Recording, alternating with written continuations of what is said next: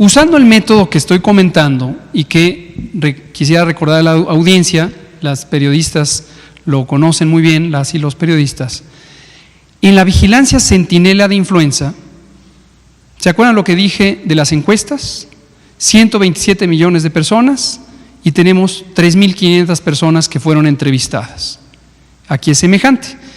En el país existen 26.000 unidades de salud.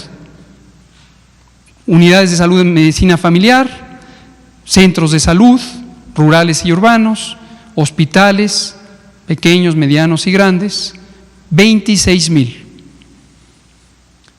En la vigilancia centinela hay 300, ¿cuántas son en este momento, estimado José Luis?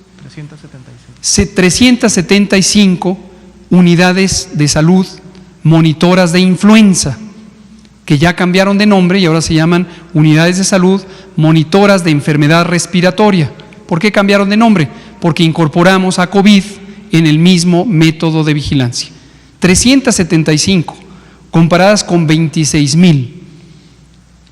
Alguien que no sepa epidemiología diría, ¿cómo es posible que solo 375 si en el país hay 26.000?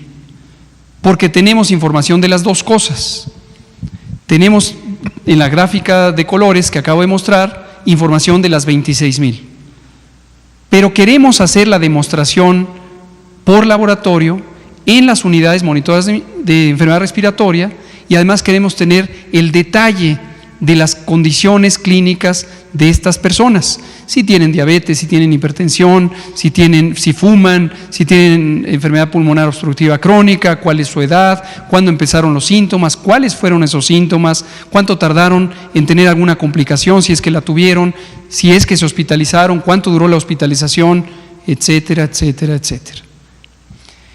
Y esto nos resulta, espero que aquí no se pierdan en el tecnicalismo, esto por supuesto va a ser ya información pública, no solo aquí, la estaremos publicando.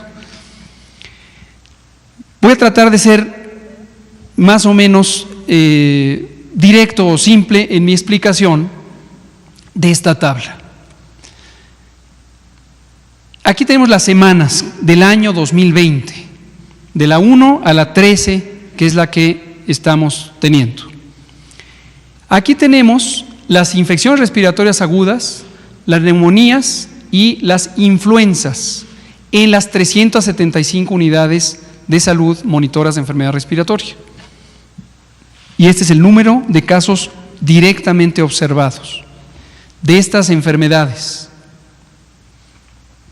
Y aquí tenemos estas esta es en la SUSMER, exacto. Y estas son las que solamente cumplen las características de la definición de caso de influenza, que es prácticamente idéntica a la de COVID. ¿Sí? Estas no tienen que cumplir con que estornuden y fallan a consulta, están consideradas aquí. O estornudo, fiebre y van a estar aquí. Y esta es una definición más estricta, las características que hacen sospechar COVID o influenza. Es prácticamente idéntica. Y son menos, obviamente. Estas forman parte de estas. Y estas, como parte de estas, nos dan un porcentaje, que aquí está, y es el porcentaje de consultas que se asocian con la característica de COVID como enfermedad. Hasta aquí no hay prueba de laboratorio. Aquí viene la prueba de laboratorio y se determina el índice de positividad, que se acuerdan que hemos estado hablando de él, de cuántas muestras que tomé en personas que cumplen la definición de COVID, sospechoso de COVID, en cuántas muestras salió positivo el nuevo coronavirus SARS-CoV-2, en este porcentaje. ¿Recuerdan que lo hemos estado presentando? Y que va subiendo, además, vean ustedes. De estas están el número de casos que resultaron positivos. Este es el número, este es el porcentaje. Finalmente tenemos un elemento del control de calidad. ¿Cuántas muestras se procesaron? Es distinto a cuántas muestras resultaron positivas. En México se han procesado válidamente casi 17,000 muestras de laboratorio en el laboratorio de coronavirus. Y finalmente tenemos las enormes cifras, aquí están, de la vigilancia de las dos gráficas verdes que presenté, 26,000 unidades. De aquí para acá eran las 375, estas son las 26,000. Y hago una multiplicación que me permite decir, por cada caso confirmado de COVID, cuántos hay en la población que no vi, porque no llegaron a la consulta, etcétera. Y son finalmente estos, aquí está la suma, 26,519 casos. Tan tan. De los 3,000, ¿cuánto? 100 y tantos que acabamos de informar, hay otros que no llegaron a consulta, pero estos métodos nos permiten decir con razonable certidumbre, ahí están. Va a haber poco tiempo para preguntas, ahí empecemos con Melina y el compañero que ayer le dijimos que estaba en la lista. También, usted.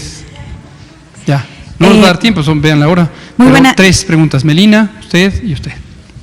Muy buenas tardes, subsecretario. Primero, sobre este comunicado de la Secretaría de Salud que justamente emitió esta tarde explicando que no recomienda el uso de arcos y túneles sanitizantes, pero que estos han proliferado por ciudades en todo el país. ¿Cuál es la diferencia entre el mecanismo de estos túneles y su relación con la propagación del COVID-19 y la sanitización de espacios públicos, incluso aquí afuera de Palacio Nacional, mercados, transporte público, patrullas? ¿Qué deberían hacer las autoridades? ¿Quitar estos filtros o que los ciudadanos no pasen? Y respecto a este modelo Centinela que nos está dando este resultado de casos positivos a COVID-19, ¿cómo se parafrasea toda esta clase que nos dio a nosotros, que ya entendimos, para la población? Gracias. Con mucho gusto. Voy a la primera y enseguida a la segunda. Los túneles, efectivamente de repente empezaron a aparecer en incluso hospitales federales aquí en la Ciudad de México y en algunas plazas públicas en la zona sur en particular, y luego vimos también que en un estado del norte empezaban a aparecer. Si no fueran un riesgo no habríamos dicho nada, solo habríamos dicho se está desperdiciando el dinero, pero sí tienen un riesgo. Las técnicas de sanitización de espacios físicos o de las personas que acuden a espacios físicos tienen características técnicas específicas. Estos túneles, para quien no los haya visto, son unas, literalmente túneles, es una rueda monumental de tamaño donde cabe una persona, tienen aproximadamente 3 metros de altura o 2 metros de altura, de diámetro, y tienen unos tubitos por los que se produce una aerosol con una sustancia desinfectante. Y hay distintos tipos de sustancia desinfectante.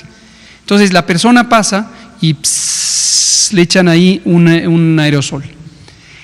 Estos son tecnológicamente diseñados para procesos de sanitización controlados, en donde las personas que transitan por ahí tienen una protección física de la vía respiratoria, nariz y boca, los ojos también, porque en esa formación de aerosoles se puede irritar la vía respiratoria y se pueden irritar los ojos tan solo con la sustancia sanitizante. Pero si suponemos que hay una persona que tiene COVID y que en su vía respiratoria está sacando virus, lo que va a ocurrir es que conforme la persona respira, esas partículas de virus se van a estar movilizando. Y si el tiempo de sanitización no es el técnicamente recomendado, y ese depende del volumen de la persona, del área a cubrir y también de la potencia de la sustancia sanitizante, puede ser que la persona pase muy poquito tiempo, se hagan los aerosoles y que no sea suficiente para inactivar al virus. Y tenemos el efecto opuesto, riesgo de propagación de infecciones. Entonces, por eso hicimos esta nota y dijimos, no, las cosas tienen un porqué, las cosas tienen una técnica, las máquinas, en este caso podríamos considerar una máquina este túnel, han sido probadas y autorizadas para su uso en determinadas condiciones. Sobre el resumen del método Centinela, trataré de expresar en estas frases. México utiliza un método probado, científicamente fundamentado, de vigilancia eficiente que se estableció en México en 2006, que fue desarrollado conjuntamente por los Centros de Control de Enfermedades de Estados Unidos, la Organización Panamericana de la Salud y la Organización Mundial de la Salud en 2005.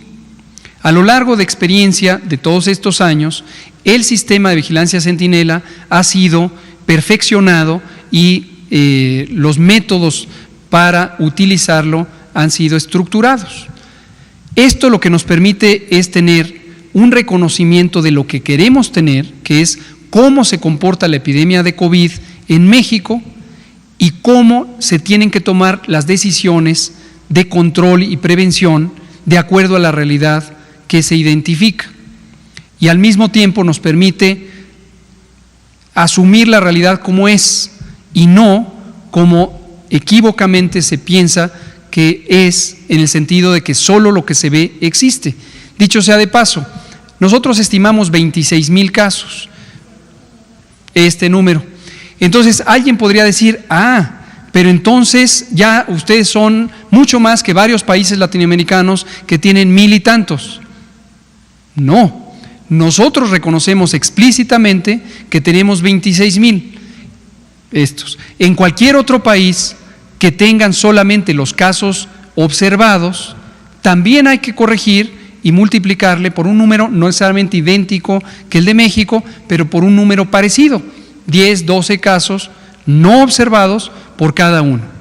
Y en los países donde muy desafortunadamente han tenido enormes epidemias, también habría que multiplicar esos casos por un factor semejante. Es específico para cada país y hay que estimarlo. Pero digamos, un país que hoy tuviera 300,000 casos observados directamente y demostrados por laboratorio, con un factor de corrección como este, tendría 3 millones de casos.